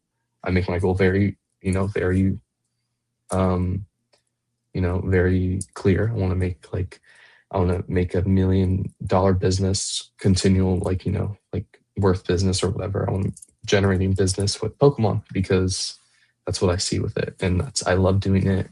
The evidence is there that you can do it, and sometimes like it's weird because like on Instagram I'll get like good comments if I get comments, and on YouTube like I get people like, oh bro, like stop posting, like that type of stuff, like bitterness. Like And imagine somebody hating on you. You're literally yeah, like going, I'm 17 years old and I'm going to be a Pokemon millionaire. Follow me. And someone's like, boo, stop doing this. Like, what, yeah, dude? It's crazy. yeah, Bro, I get comments like that too sometimes where people are just like, bro, you should, like the video I just posted where I almost bought a German box yeah. from Patrick on accident, and I was just like, oh my god, I almost got cooked. And it was funny because of the whole like Italian cards thing Mhm. that I just went through as well. And so it was kind of like on brand at this point. It was like, oh, I'm mistakenly buying foreign cards or whatever. Mhm. And then someone was like, that's not okay. You agreed with your friend to buy those cards, and not doing that says something about you as a person. And it's just like, whoa, bro, like we're Yeah, just having a good time, like we're just like kind of just like making a joke here. yeah. Yeah, like people being so serious and like getting, like people are throwing around the word scammer so lightly now in this Mhm. space. And it's like, bro, scamming, calling someone a scammer is saying that they're fraudulent, like they're Mhm. stealing, they're committing a crime. That's what calling someone a Yeah. scammer is. And it's just like, bro, if I have a card priced at a certain price, then I feel that card is at that price, right? Whether it's Yeah. like market or whatever, right? You can choose to buy it or not. Yeah. That does not make me a scammer. I can't force you to Yes. buy this card from me. I cannot. I agree with So that. And that's something that me and Max talk about too, where it's like my mentality is like, if they're happy, whether we're doing a deal, if the buyer or seller is happy and the vendor is happy, the deal's fine. You know, they wanted to sell the card. I bought it at 70%. What? That's crazy. But the buyer was happy or the seller was happy and I'm happy because now I get the opportunity to maybe bless someone and not sell it at 100%. Maybe I could sell it at 90%. Maybe I could sell it which we're at, selling most of our stuff at anyway, because yeah. very rarely do people pay the stickers of our price. And that's like, for a good bit of time spent in some of my content last year was educating people on like, hey, I know that there are some vendors that call themselves vendors and are like, they just randomly started doing this. Maybe they were a collector and they're like, okay, I'm just going to do this now. And the way that they treat people and interact is very, you know, not ideal, for the lack of a better term. And then they put a bad taste in your mouth for who a vendor is. But not everybody is Mhm. that way. And some of us have legitimate businesses. And at the end of the day, it's like, any resale business that's like take like a Plato's closet for example. You know, you can't go like Plato's Closet is not giving you 80% of your clothes that they're going to turn around and sell for what they feel is market value, right? Like at the end of the day, like if you're selling to a reseller or a business that has to resell this item, then there has to be an expectation of there's going to be a buffer there. And I think like the whole GameStop thing early on through the early 2000s was like the big meme was, you know, if you buy a game for $60, you turn around to sell it to GameStop, they only give you $30 for it or something. And it's just like, okay, you know, that's obviously a rip or feels like a rip off, right? It's like, Yeah. I just don't think that most people, and so the people who do get it, the interactions are normal. Like, it's just like, bro, if you go into a place like that and you're selling your stuff, there has to be, I have to be able to make money. So like what I'll say to people now is like, if people walk up and they're like, hey, are you interested in buying? Yeah. Like, what, did you have a number in mind or what would you like to get out of this? If you tell me anywhere near what it's worth, then I just say to you, I don't know how I can buy this and make money because like you see what I do. Like I take this card and I put it in my case and then I try to sell it for what it's worth. And so I can't buy it for almost what it's worth and then sell it for what it's worth. Yeah. So, and then I think when I explain it, like sometimes I'll explain it. Sometimes someone only gets a couple words, but you know what I mean? When I put it like that, people go, oh, right. Okay. And then I get a reasonable, you know what I'm saying? Number after that point. So yeah, I don't know. And that's what, and being brutally honest, I also feel like helps. Like, yeah, it's going to turn away people, but the people that it turns away, you probably weren't going to do that well of a deal with. Right. And that's something that I've also successfully experienced with buying like low end junk slabs or junk slabs, whatever you want to call them. Is like we're buying a $10 slab for $6, and the person's like, "What? You're buying a $10 slab for $6?" It's like, bro, I'm gonna be making like $3 on this. Like, are you Right. like, are we actually being for real? Like, I'm making like half a McDonald's French fry basket. Right. Like, are we like, you know? And I think something Trying to I've tried to get scam better me. on. I know what I Yeah, got. it's like I'm sorry you paid for a $25 whatnot pack, and now I have to buy. Like, you know, I'm buying at $10. Right. I'm sorry. I'm Right. sorry. Um, and that's just how it rolls sometimes, and it sucks, but um yeah, that's something that you just be honest, and you don't want to be like seedy or shady. That's something that I've tried. I kind of like timed something we talked about in the beginning with like knowing your connections. I frequently buy out a shop for their low end stuff here in like literally 15 minutes from my house, and I built that connection because they were like, this guy's honest. Like, he's honest. He will show us comps. He will do all this stuff. He will, you know, all that type of stuff for us. And it's like, yeah, like that builds it. And, you know, maybe I'm not making as much money or making all that stuff, but being honest is going to help both of our business relationships. But yeah, I agree with what you're saying. Like, I try, like, making rage bait content stuff is like annoying.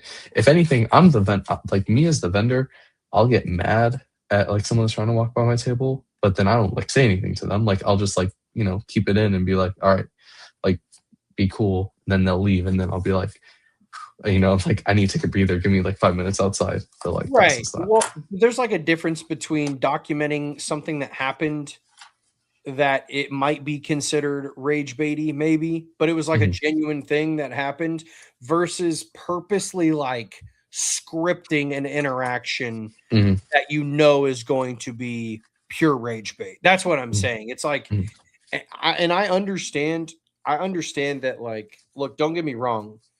At the end of the day, if you're a content creator, you have one of two directions you can go. You're either creating content that you feel is entertaining or educational, or you are trying to purposely do whatever you think is going to get you views and engagement, right? It's like, it doesn't matter if it's educational or if it's entertaining or if it's rage bait or if it's whatever category you want to fall it into or put it into. So yeah, I mean, it's just something I've noticed, and there has been like more of it that, and it sucks because at the end of the day, like as a society, that's just what people want to like. We want to be outraged. We want to be like to be able to shake our fist and like point at people and say like you're doing wrong and you're doing this, and it's just like I get it. Like the internet is our new TV, and that's how people want to.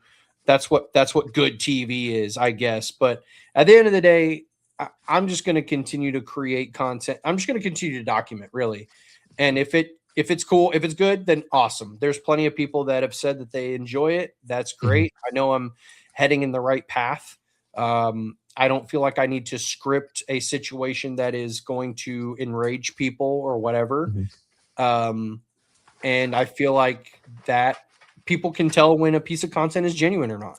They can tell if it's like, okay, this is coming from a good place versus this feels a little disingenuous, right? So anyways, I was just kind of curious because that topic is pretty relevant right now. So yeah. And the whole scammer thing, like so dumb. Like just throwing out scammers, guys. Come on, let's grow up. Right. No, it's true. I agree with that. And also I think it's people right now I feel like are very frustrated at a lot of things. For whatever reason. And that people are gonna get angry and they're gonna have to find a way to channel it. So I think it's all part of the equation. It's just it sucks. And they might be jealous or whatever it might be. People got to protect their insecurities on the internet. That's exactly what it is. And it's like life is not going very good right now. So let me get enraged at this person about something. You know what I'm saying? So it's like, I don't know. We gotta spread positivity and love, man. That's what we got to do. We got to be the light. Yes, exactly. Yes, be the light, and then buy junk slabs. And grade PSA ones. And grade PSA ones. Yes, Check. Yes, but no, that's awesome. Yeah, and that's what I love. Like kudos to you about your content. Like I genuinely like enjoy your info content, and like your guys' content too is really something cool. That's kind of something that I want to start doing too. Mostly just because people ask, and a lot of people ask, and it's hard to get every single person every time. Yeah. So if you always just make like a general reel, like people ask me all the time, like, oh, how do you do a TCG player? I'm like, okay, well, let me just show you how to do it. You know what you should do? You know what you should do? I got a piece of content, a content idea for you right here. Okay. I saw a guy make a video. It was a video that I stumbled across on TikTok, and I just thought, man, it was so cool. It was on YouTube. I didn't need the video, but I was like, if I did need this, this would be so sick. So what you should do is you should create a video on how to list things on TCG Player and how to like take yourself through an entire sale, but do it from a first person point of view. So like if you could put the camera strapped to your chest, pointing outward. Yes, meta glasses. There you go. So use those and literally do a first person point of view of the entire interaction. And for whatever reason, when someone is curious on something and they're looking up a tutorial of how to do it, looking at it happen first person feels like for example, cooking videos. When I'm like, I'll look up cooking videos on how to cook stuff all the time because I just suck at cooking. And so I'll be like, how do I cook a good chicken breast or something? And if I ever find a video that's first person, I feel like I am the person doing it. Yeah. There's just like something really cool about watching someone do it first person because I feel like I'm like sucked into their brain and it's like, okay, I can just repeat what they're doing. There's just something really neat about that point of view that I think is stellar. So so for example, I don't know if you've seen this on my channel, but I did one vendor POV first person. And it was at Lighthouse, and it was so fun. I only haven't done it again because it was cumbersome because I had like a chest apparatus with the camera here. It was a little annoying physically to deal with it, but a part of me kind of wants to do it again because it just was fun, dude. I was just interacting, and when I would show, you don't have to like show the camera or like go do anything over here. It's just right here. So as Mhm. I'm negotiating, it's like you're seeing through my eyes, and Mhm. you are the one negotiating. Yeah, kind of So like what there's flipping something. cardboard does. Yes, exactly like There's flipping some of cardboard's content. The one thing that I really love about his content is that I feel like I'm in the driver's seat. And mhm. so I don't know. I think I'm gonna entertain that again Mhm. soon. That's me. That's a main reason why I bought the meta glasses was for that, and then also like the POV like meetups, like meeting up someone to do a Pokemon deal in a parking Yes, lot or bro. whatever. Yeah, I think it's Um, that content is so good. so I'm gonna definitely do that, and that's actually something we're gonna do. I'm gonna try and do in Atlanta when I hopefully buy out some people with lower end stuff. Is be like, yo, can I, obviously, yo, can I record, and then like just going through the whole process of it. I like it. But yeah, that's kind of the goal, and like just always finding different ways to do content is really cool. I agree. And That's the fun in just it. yeah, exactly. So that's why I'm always trying. It's sometimes hard to make it, or it's hard to put it to paper or like how to edit it, but it's always fun in the end. So that's cool. Agreed. It's cool. We are getting a little long. Not I don't care. I don't really care. We can go Oh, we as got to long as wrap you it up want. pretty soon, just so Yeah. I can, because I'm still getting ready for Atlanta. So I'm still Yes. wrapping up Same. some final little things here Yes. and there. Where's my phone? Yes. Um, my last, or I guess what are your guys' goals for 2026? Great question. Well, the good news is in Atlanta, I'm going to be solidifying all of the collecticons that I'll be doing this year, which tentatively, as of right now, is all of them except for LA one, which Mhm. is the first LA in July, because I'm going to be hopefully vending at the National, which Hey. is crazy. I just started doing this like a year and a half, going on 2 years, and it's like boom, vending at the National already. Mhm. Crazy. So yeah, I am going to solidify that. And I think, it's tough because so much of the capital earned is going right back into purchasing inventory. Mhm. So it's really tough to kind of put that on. I talked about a potential card shop, but I don't think that's necessarily I think the end goal for me is a card shop, and then it's three parts. I think there's three moving pieces to a successful trading card business, and it is vending shows, because it's the Mhm. best way to source and to acquire new cards, and in some ways it's the best way to sell. Mhm. Number two is having a game store, because I think that having a game store, while it's very volatile and can be really risky, if done right, can be a very successful way to also source cards. Because Mhm. if you have a brick and mortar, it's all good, baby. You can pay 60%, 55%, and it's totally fine. But God forbid, a vendor offers you 70, 75% at a show, you spit in his face. But the card show aspect is not just necessarily sourcing, but it's community building, right? It's having a physical location where you can build a community, build a fan base, and then that kind of branches out into a couple of other business revenue streams as well. And then Mhm. the third one is online selling. Right Mhm. now, we are obviously TCG Player, whatnot, are strong platforms, TikTok Live, whatever. But I think the Western society is catching up to, online auction selling, and I think it's going to continue to grow. It's not going to get Mhm. smaller. Which is crazy because it's huge now. It's going to get Mhm. even bigger. So to Mhm. me, I think the successful path forward for Music City Games is continue to establish a consistent vending schedule that allows us to be in place at shows where we continue to interact with people, build community, build a fan base, and then build really cool content. Mhm. And the second aspect, which is before the LGS, is really an online model that can Mhm. be consistent. I have to get better at growing my I need help. I can't do this by myself. Mhm. But I justify it by like trying to hoard all the cash I possibly can and just dump it into the business. So the next thing that I really have to get good at is adding someone, I think, on the streaming side, and looking at that and creating a sales pipeline that's outside of Mhm. a show.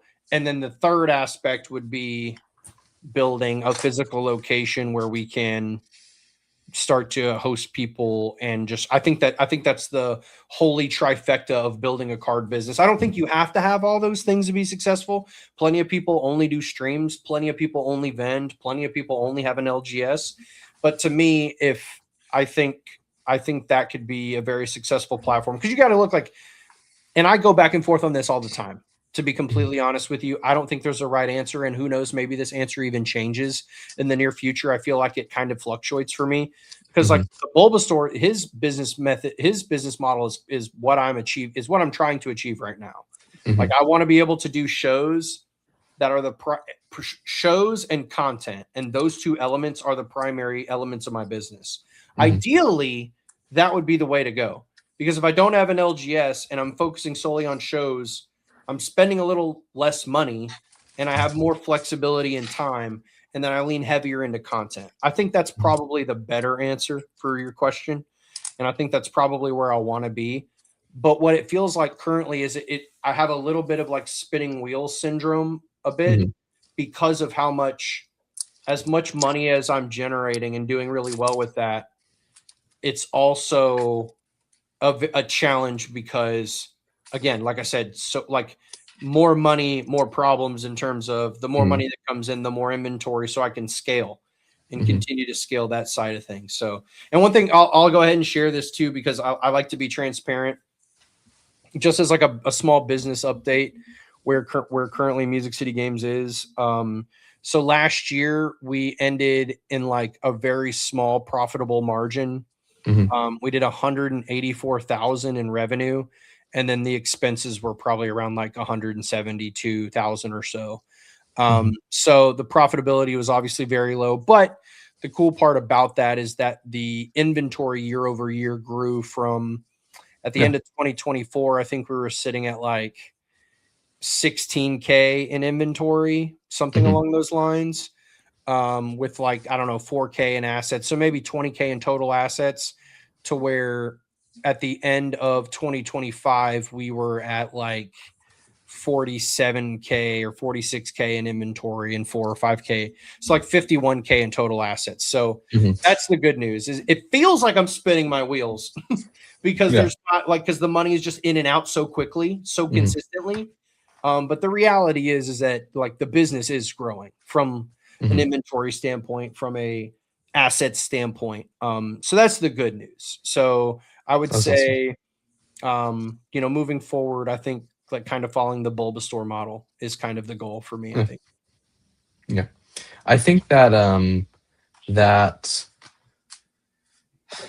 awesome. That's great. And that's kind of like the same things, not the same things for us, but we really want to get big into continue like wholesaling is what we're doing now, and then growing our YouTube and content essentially is kind of what we're doing. Because streaming for us, we try to, but with us being students, it's so hard to like fit everything into a schedule. So as I'm sure, obviously it gets harder. But it's in some ways it gets easier for you though, because the beauty of your situation is that you know what you want to do because you're actively doing it and you're still in school. So if you think about it, I think that it would be wise for you to, I don't know what your goals are for continued education beyond high school, but I think it would be wise for you to pause that idea and to solely focus on this when you get out and just grind, because a lot of people don't have the work ethic that you have. And so that's the hardest part of life. If you have a really good work ethic and you are a true grinder, you're going to find success in no matter what you pick up, whether you're selling Pokemon cards, flipping burgers, selling cars. It doesn't matter what you choose to do. If you're a grinder, you are going to be successful. So I would say that, and I got lucky. I thought I was just supposed to go to college. Like millennials, we are the generation of, follow your parents' methodology, but the landscape of life is not the same. So we got told you're supposed to go to college, earn a degree, and get a high-paying job. But what instead happened was so many of my generation peers went to college, went extreme in debt, and then those jobs were not there, or they were not paying the way that they were told they were going to be paying. Yeah. And so now they're stuck with huge debts and smaller salaries. So I didn't do that. I went straight to playing Halo. I was like, I want to be a professional gamer. And so I went straight from high school to competing in Halo, and I was making $400 a month. Like it was laughable. Like the money I was in some cases I wasn't making any money. And yeah, so thankfully I went that route and just kind of built a career from my experiences, and that paid dividends because I owe $0 to any university. And that helped tremendously. So I think you have that level of drive and dedication, and like you already are in the grind mind state, bro. Once you're done with class and stuff and you don't have to worry about other obligations, you can just grind. Sky's the limit. You don't got a kid. You don't got to, like, I don't know if you're with somebody or not, but like if you are clear minded and you don't got nothing else going on, man, the most successful I ever was, and the best thing I ever did for myself as a young adult was from 19 years old, or like I guess from like 17 to, I don't know, 24, I was just grinding, bro. Like I didn't have anything else going on. I was 100% dedicated to my craft, and it made a huge, huge difference for me. It really did. So I think you're off to a fantastic start, and I think you need to kind of stay the course and keep doing this, because, and the wholesaling thing I think is brilliant as well. Like just kind of, get in where you fit in. And if it's profitable and you're able to flip and build, like that's all that matters, right? At the end of the day. And the TCG stuff, like the only reason why I stopped doing it is because I was selling too much of my inventory online and my table was small at shows. And I was like, bro, the best way I can scale my inventory is if I have inventory to trade and sell to people. That's the only reason why I stopped TCG Player. Other than that, like, I was grinding too. 75 orders one day, the next day 44 orders. I was like, oh my God. I'm sitting down for 5 hours at a time, just envelopes, stick, stamp, print. My printer's like working overtime. Yeah, exactly. It's awesome, man. It's beautiful. And thank you. Like, obviously, I appreciate that. I kind of what's happened with me is I got accepted to UTC and UTK, so like the big public universities here. And but I'm not someone, like, I know I could do it. Like you said, like I know that I could do it, but it's mostly my parents' stuff. But the agreement that we have is mostly that like they'll pay for it or they'll cover it because it's like cheaper than what I'm going. College is, because I'm like a smart kid too, good doing school, so I pretty much will get not a free ride, but I can get pretty cheap anywhere else. What I liked about UTC when I went there is that they don't, like, I don't say they don't care, but you can, like, I was like, yo, I have a Pokemon business. Like, I literally told them straight up, I'm like, yo, I have a Pokemon business. I sell cards and I do really well in it. But I always need to be, like you said, I need to be available to just fly to a show a random weekend. Can I do that? And they're like, yeah, we don't care. Like, do whatever. Like as long as you turn in an assignment. Please, somebody spend money here. Please come to college, please. And it's different, bro. It's very different than what it was in the early 2010s. The vibe was like, yeah, you're supposed to keep coming to college. And then an entire generation was like, whoa, time out. This doesn't make any sense for us. And then they were like, okay. Yeah. And so the last like decade plus 2 decades, it's just been like, oh shoot, how do we get more people back in college? So I think it is a little bit of a different vibe. And I will say, like, maybe you do have aspirations for something specific to a college education, which is totally fine. We have to have lawyers, doctors, like all those things are important. I'm not saying that, but I'm just saying for a young kid, for example, like me, who is coming out of high school and really had an idea of what I wanted to do, but it wasn't really like practical to college. It didn't make any sense for me to go to school. Yeah. You know what I'm saying? No, so for sure. And those examples. No. And I agree with that. And like, for me, like that was very much my thing. And essentially what I would do is I'd go there for like a year, get like a basic business class or a basic accounting class. And then I would just probably drop and I would just like do whatever. So it's up in the air. I have connections down there with friends, so I might be able to rent out a house with some friends down there instead of dorming, so I could just have like actually 2 rooms to run my business instead of having everything crammed in my bedroom. So I could have like a packing station and I can have a place that people can come and I can like actually like deal cards, kind of like a pseudo shop in a way. Sure. But that, I don't know, it's up in the air. But Gotcha. yeah, I mean, I mostly. don't think you should do it, but maybe whatever. That's just me. No, I mean, I don't no, I advise don't. anyone to go. I mean, unless, and again, it's like predicated on like what you're trying to do. If you're just going for an arbitrary degree because you Mhm, feel like you need it, like a business degree or something, you don't, bro. You don't. mhm, If you're going because you're wanting to be a biologist or you're wanting to work with animals or you're wanting to like do something like that, then obviously like mhm. continued education is very important and mandatory in many cases. So I'm just prefacing it that way is all I'll No, say. yeah, no, yeah. I But I agree mean, with if you. they're paying for your education, I mean, whatever, bro. This Yeah. is the time of life where you just throw your hands like this and you just like, just time to go experience it. You know what I'm Yeah. saying? Like, just go live life, whatever that looks like. Well, for me, and that's something that I've always told everyone when people always ask me that question is like, I want to continue selling cards. So like, no Bro, matter what I do, no just matter where I, go hard, bro. Just yeah, go no, hard. no matter where I go in life, it's going to be based around this. So literally, my life revolves around cards. My business is Pokemon cards. My favorite thing to play with is Magic cards, and I play D&D like twice a month with my boys. Like that's literally like my life, and I work out. That's literally like my entire Rocco, life. I'm telling you, bro, do not go to college. This sounds so bad. This sounds so bad, but bro, please don't. Don't look. Even if they're paying for your school and you're going, and it's just like you have no attachment to it, you're still spending time at a Mhm, university to get an arbitrary. Assuming here mhm, to get an arbitrary degree that's not going to any employer. You are your employer. Like you would go, bro, you'd go for a year, you'd do the classes, you'd probably do fine if you're a good student, all this yada yada. It would be fine, but you'd be like, I just have this degree that has my name on it and it's a mhm. piece of paper that's cool. I'm glad I did it. I'm smart, but like imagine if you were going like 110% on this because you know this is where you want to be. Anyways, we'll have this conversation Yeah.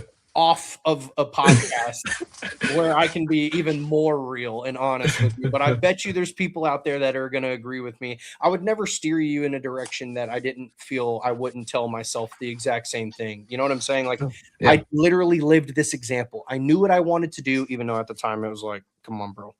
Like, you're not going to be like a professional. But I knew that I wanted to do stuff in gaming. So even if I Mhm. wasn't playing Halo professionally, It I was the knew entry point. it was the entry point. It was exactly where I wanted to be, and now I'm in an industry that's adjacent to gaming. And to Mhm. be honest with you, I've been in esports for the past decade, and it brought me to some really cool places. I work for Mark Cuban, bro. You That's know, sick. and I didn't do that because I went to UTC. Yeah. I did that because I got my ass straight to grinding right away, Yeah. and Yeah. just kind of Anyways, No, I think that's great. And yeah, for sure. We'll talk. I think this has been an amazing conversation. This is probably like the longest podcast, one of the longest podcasts I've done. I think it's great. Um, my last question is where can people find you and what's your next show? yes. So it's at Music City Games right down here at Music City Games on everything. YouTube, Instagram, TikTok are the biggest that I do there. Outside of that, we have collecticons happening every month, which is exciting. The next Yes. show is Atlanta, obviously this weekend. Tomorrow, Come driving by. down to Atlanta. I'll be But there on then Saturday. sweet. And then it'll be Miami at the end of the month. And then March is kind of strange. But yeah, so yeah, follow us there. I try to on Instagram every month, I try to post a graphic with where our shows are. It's the number one question I get, and I'm terrible at answering it publicly. So if there's a collecticon, assume we'll be there. I'm gonna try to Yes. make it to some other big ones like Card Party and stuff like that this year too, but we'll see. Yes, there you go. Well, thank you, Jonathan, for coming on. I love this. This is great. This will be thank you everyone for watching. Make sure to follow both PokeSales Official, Music City Games, and Cardboard Central, and everyone else that you want to follow on all the platforms. And don't forget to like, comment, follow, subscribe, do all that stuff. And that has been the 56th episode of the PokeSales Official podcast. We'll catch you guys next week.